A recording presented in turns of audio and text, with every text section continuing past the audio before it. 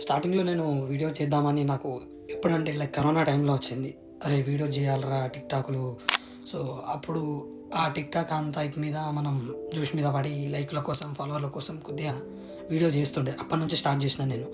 Like అప్పటినుండి ఏందనంటే ఒక editing అరే! ఈళ్ళు ఇంతుందారా ఎడిటింగ్ చేస్తే మంచిగా మన వీడియోని కొద్దిగా హై క్వాలిటీతోని కొద్దిగా మంచిగా మనం ఇంప్రూవ్ చేసుకోవచ్చు అన్న మైండ్ సెట్‌తోనుండే. అది కాస్త చిన్న కైన్ మాస్టర్‌గా ఎడిటింగ్ చేసుకుంటూ వచ్చిన. అండ్ చేసుకుంటూ ముందుకెళ్ళంగా మంచిగా అనిపించింది. దాని తర్వాత అరే! టిక్‌టాక్ ఇదంతా నైచెళ్తా మనం యూట్యూబ్‌లో మంచి కంటెంట్‌తోని వీడియోస్ తీసుకొద్దాం. జనాలకు కూడా చాలా వరకు నచ్చుతది. అది మంచిగా యూజ్‌ఫుల్ అయితది వాళ్ళకి కూడా మంచి మంచి కంటెంట్‌తోని ముందుకొస్తే. సో, అట్లా నేను థింక్ చేసి ఏమైందనంటే లాస్ట్‌కి అది కాస్త యూట్యూబ్ మీదకొచ్చింది. యూట్యూబ్ వీడియో చేయడం, వ్లాగ్స్ చేయడం. సో, అట్లా మంచిగా నేను స్టార్టింగ్‌లో మంచిగా అప్పట్లో కరోనా టైంలో ఉన్నప్పుడు మంచిగా వ్లాగ్స్ చేస్తుండే. దాని తర్వాత మంచిగానే గ్రోత్ ఉండే. మంచిగా నేను చేసుకుంటా ముందుకొచ్చిన. అప్పుడు ఏదైతే కైన్ మాస్టర్‌లో నేను స్టార్ట్ చేసినో, సో, ఇప్పుడు అది నేను Adobe Premiere Pro, CapCut, DaVinci Resolve దాకా తీసుకొచ్చింది. సో, నేనేం చెప్పదలుచుకుంటున్నానంటే, మనం ఏదైతే స్టార్ట్ చేసినామో అక్కడనే ఆపేయకూడదు.